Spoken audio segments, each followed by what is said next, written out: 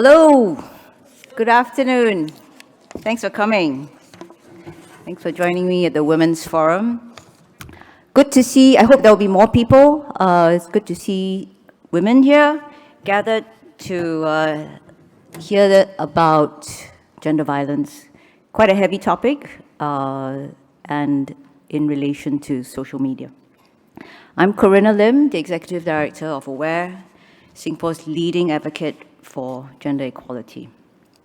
I've been a women's rights activist in Singapore for 32 years. I know it's a very long time, perhaps longer than some of you have been alive. I'm not sure what the age group is here today. When I started, my hair was black. It no longer is, and yet gender equality seems like more than a few lifetimes away. My women's rights work has been done mainly with AWARE, an organization that I started working with as a volunteer in 1992. AWARE works to remove gender barriers. Oh, I'm supposed to be using these slides, sorry. That's me, okay. AWARE works to remove gender barriers through support services, research, advocacy, and education. Our goal is to create a society where gender equality is the norm. We run the only women's helpline in Singapore, and I began my journey at AWARE providing pro bono legal counseling to clients calling the helpline for legal advice. What I love about AWARE's approach is its multi-level systems approach, which I find incredibly effective. Providing emotional support, legal advice to women in distress is critical, but it's like putting a plaster on a wound. To truly make a change, we need to address the root causes. That is why we take a systems approach.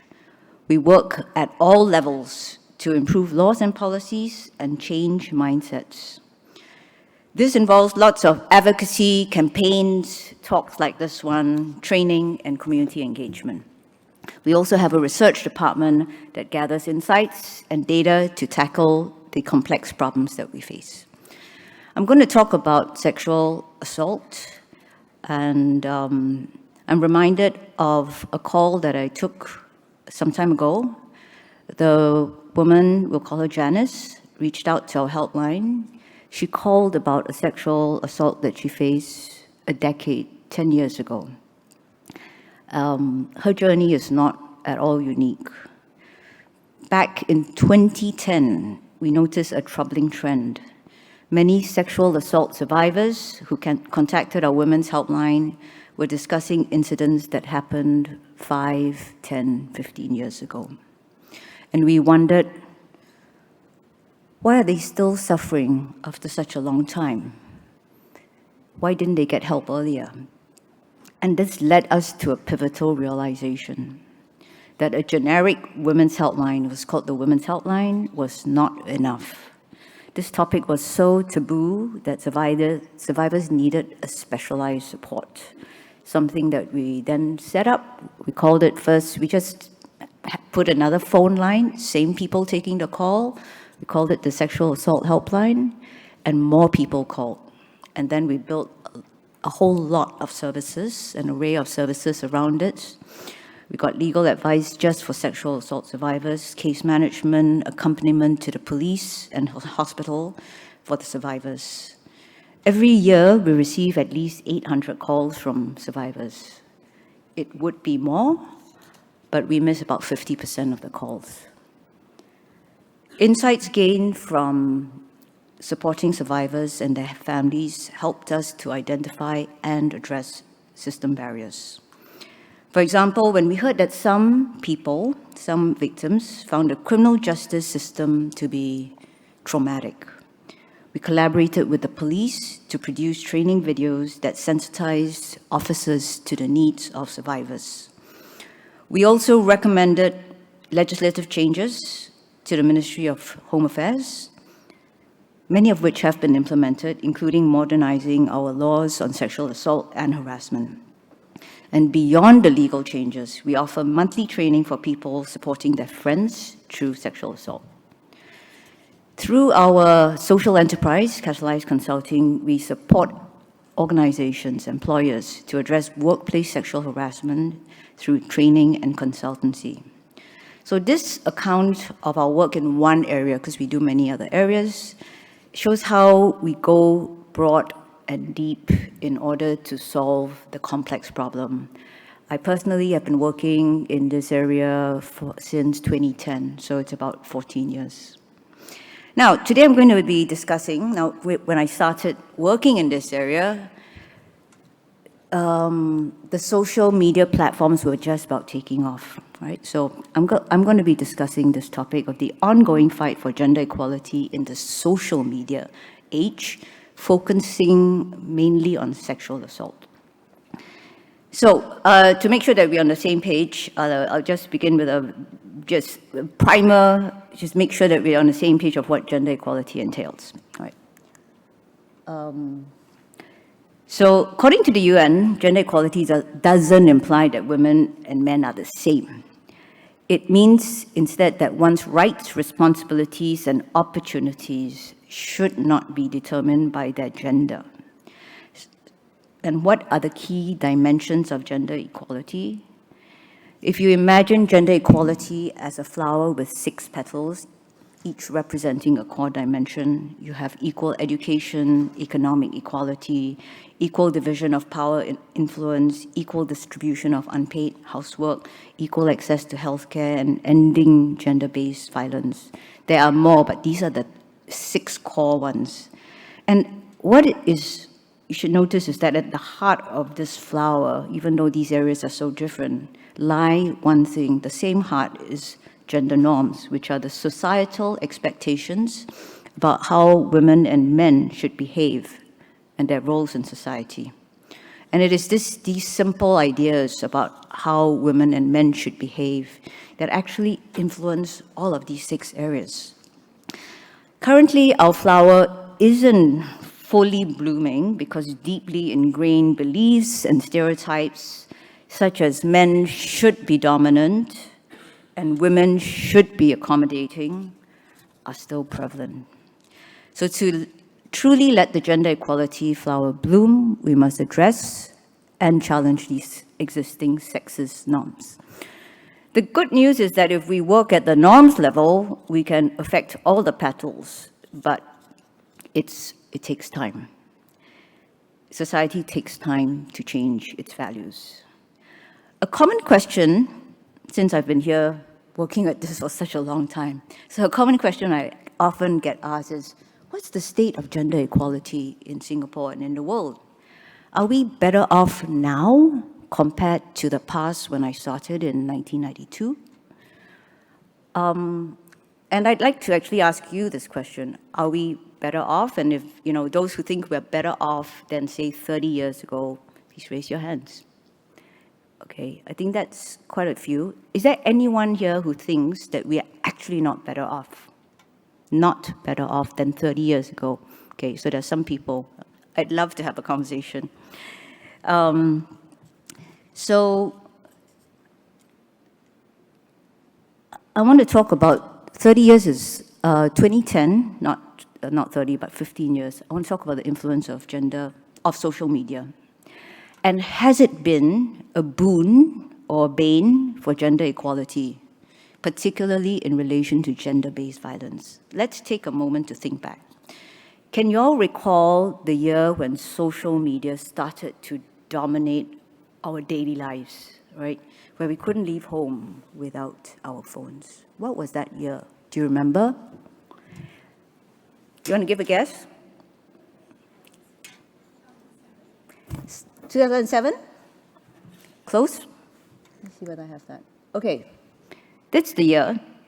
And you can see it was around 2010. So Chloe, you're close, when social media really began to take off.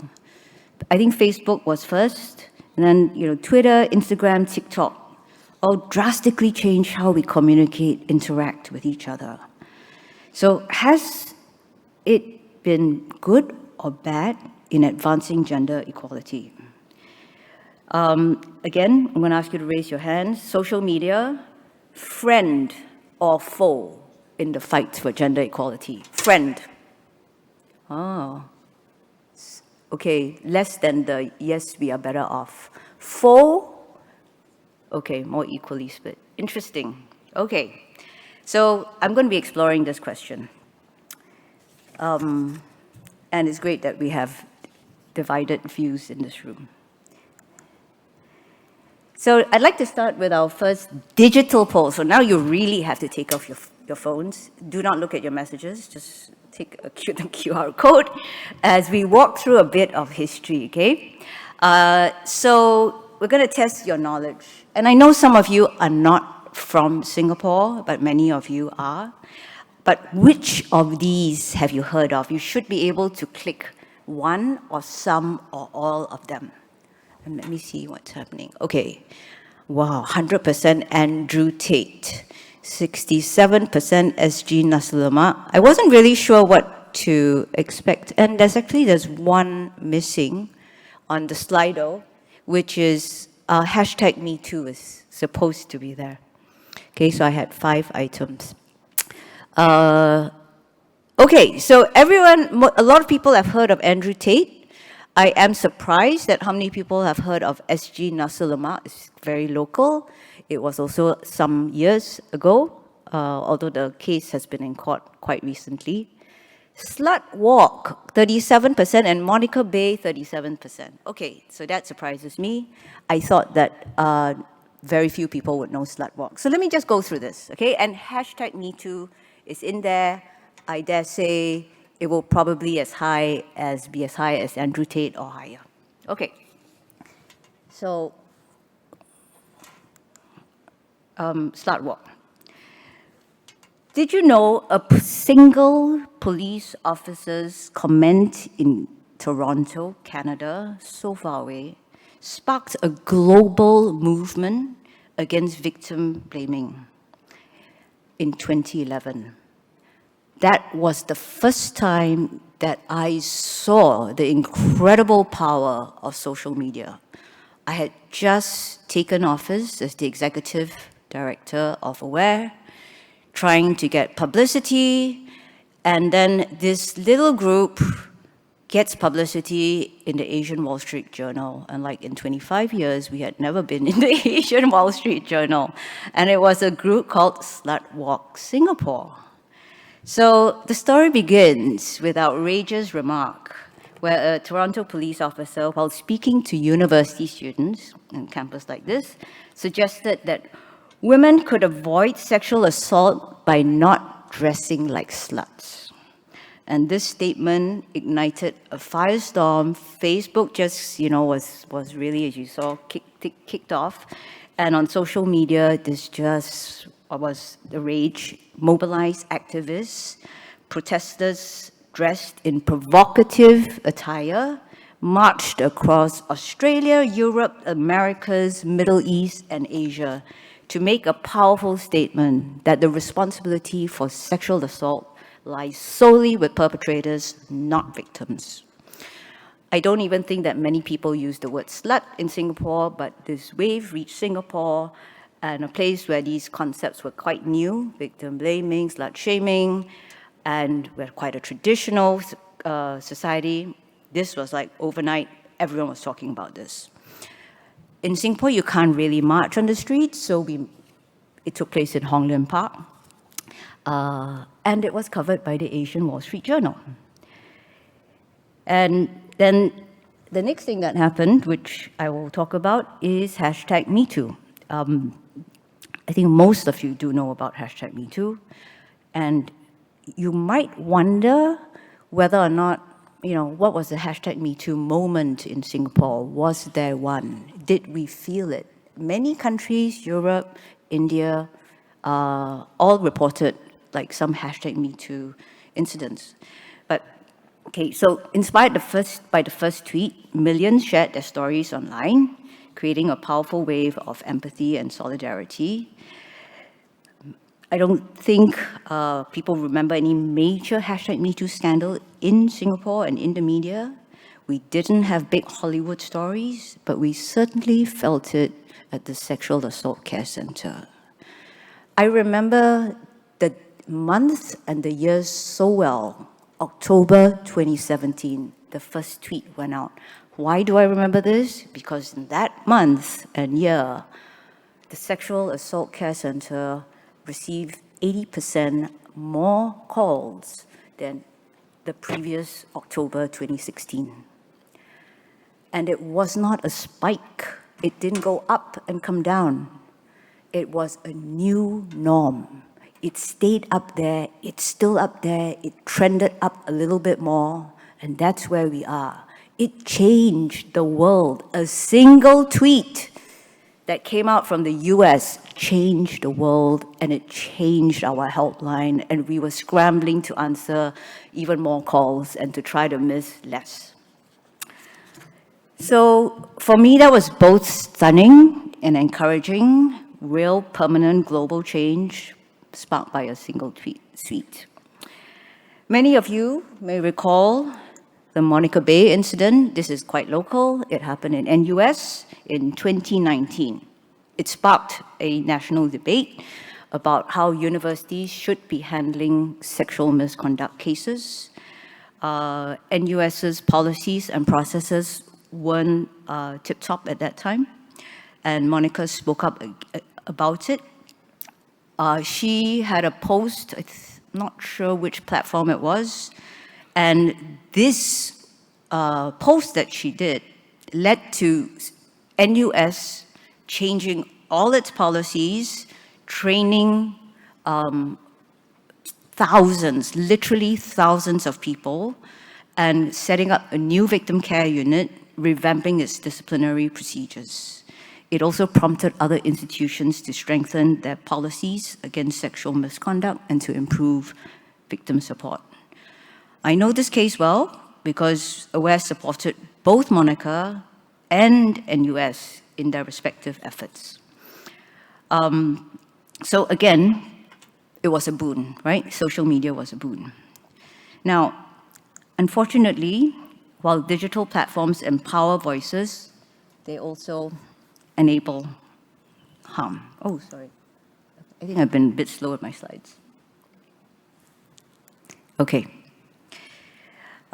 So as digital interaction increase, right, so have instances of tech-facilitated sexual violence, or what we call at AWARE TFSV, tech-facilitated sexual violence. This includes unsolicited sexual messages and non-consensual creation and sharing of intimate images, often resulting in significant emotional trauma for victims.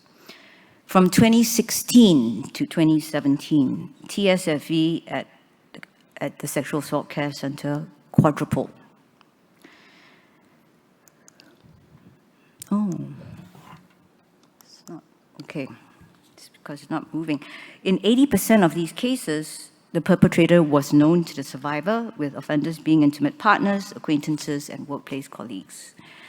And while some of these tech-facilitated abuses occurred in physical spaces facilitated by tech, others, like non-consensual image sharing, took place entirely online, affecting victims across platforms like Telegram.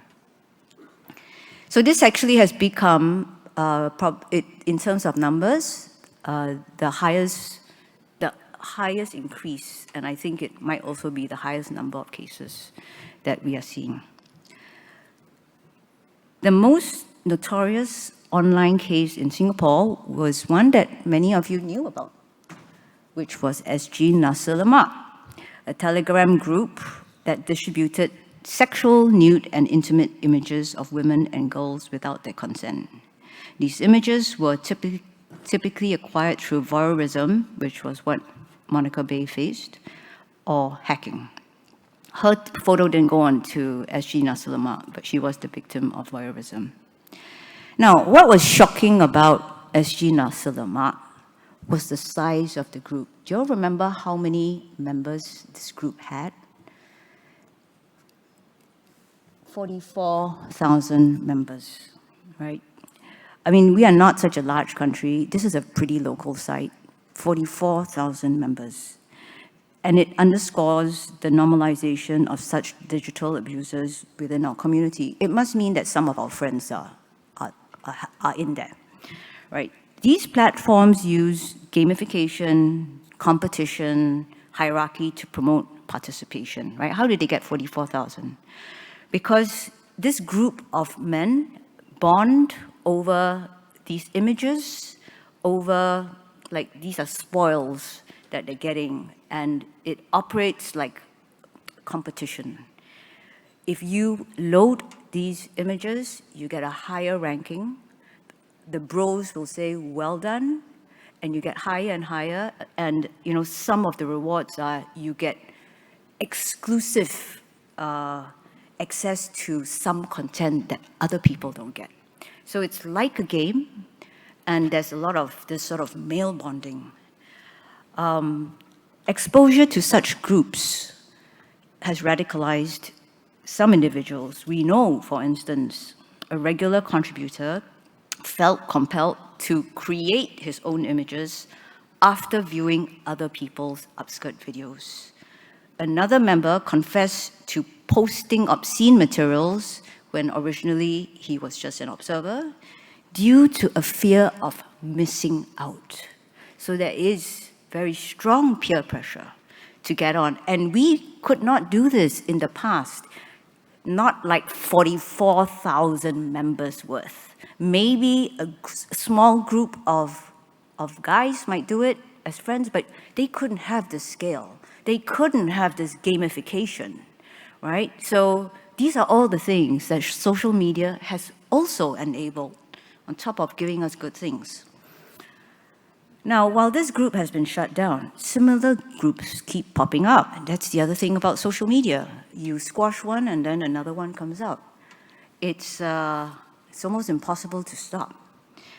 And this, I'm not sure why, but despite its large membership, only 4 persons were charged. Of course, there were tons of people uploading stuff. And almost every instance would probably be a crime, but only 4 people have been charged.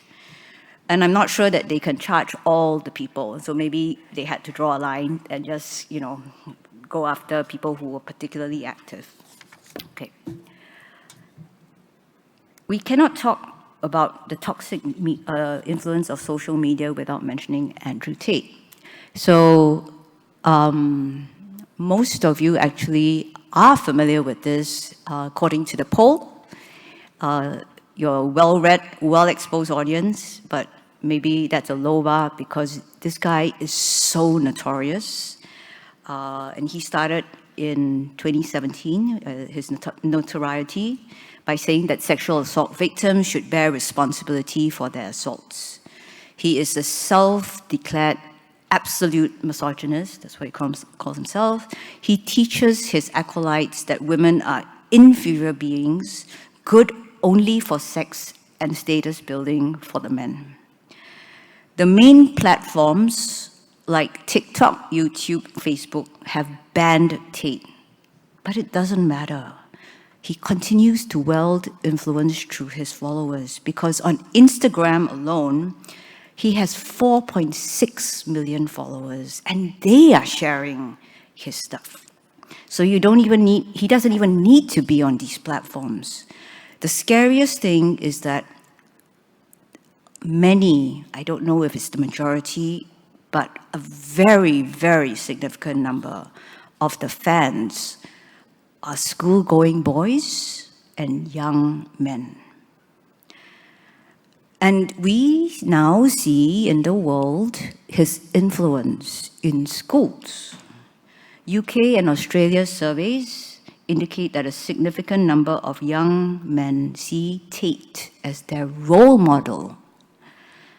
For example, 54% of UK children aged 6 to 15 are aware of him, and 23% of boys aged 13 to 15 view him positively.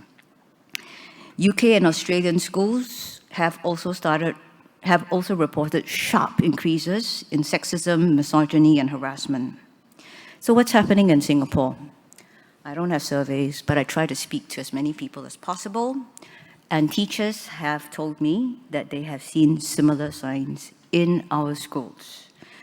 Our sex ed team that goes to a limited number of schools has noted in their surveys, which are usually anonymous, a growing trend of schoolboys treating Andrew Tate as their hero. Recently, we were approached by a young male teacher, and he said, "Can you train my friends who are young female teachers, and can you train them on sexual assault first responder training?" So they're all educators, but young. I was very curious and said, "Why do you need a specific training? What's happening?" And young female teachers are facing harassment from schoolboys, and they feel helpless. They don't know how to deal with this. And the principals are saying, well, you just have to learn how to manage your class better, because they don't understand what is happening. And it is misogynistic, it is scary, and I would be really looking out for this. So I think that parents and educators should be very concerned. It's not just about one toxic individual. It is a broader systemic problem known as the manosphere. Thus, even if Tate is jailed, because he's now been charged by a Romanian court for rape and other things, others are likely to take his place, perpetuating the same harmful ideologies. All right. The manosphere is an umbrella term for men's groups that promote male supremacy, akin to white supremacy. It attracts men who feel alienated by modern societal changes. And the key drivers of the manosphere are as follows. Social media dynamics, platforms like SG Nasilemak and Tate has his own war room, serve as breeding grounds for male bonding over shared grievances. They are aggrieved about the loss of their status in a world where women are empowered, where there's a hashtag #MeToo, where there are more women that are graduating from universities than there are men. So they feel a loss, they feel that women are the enemy. And together in these platforms, there's an echo chamber that amplifies and reinforces these views. That's number two, there's a backlash against feminism and women's empowerment, right? Success of movements like #MeToo, while crucial, have inadvertently made some men feel marginalized, fueling backlash and portraying gender equality as a zero-sum game. And thirdly, economic uncertainty. Shifting economic roles challenge traditional male identities, intensifying feelings of insecurity, making supremacist narratives more attractive. And now we have the rise of artificial intelligence, and it will worsen digital abuse. Apps and websites that leverage artificial intelligence to undress or what they call nudify images of women. So I could take a photo now of all of you, put it in the app, and have the app just make you naked. And these are such popular apps, more than one. In September 2023 alone, they attracted 24 million visitors. It's nuts. You probably read about Taylor Swift, how there were deep fakes of her on one day on platform X. It received over 27 million views and 260,000 likes within 19 hours before being removed. Right?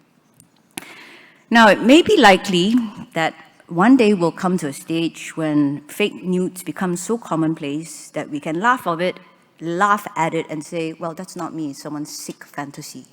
And so maybe it can be diluted, the impact of it. However, the greater concern remains, which is that, remember the gender equality flower?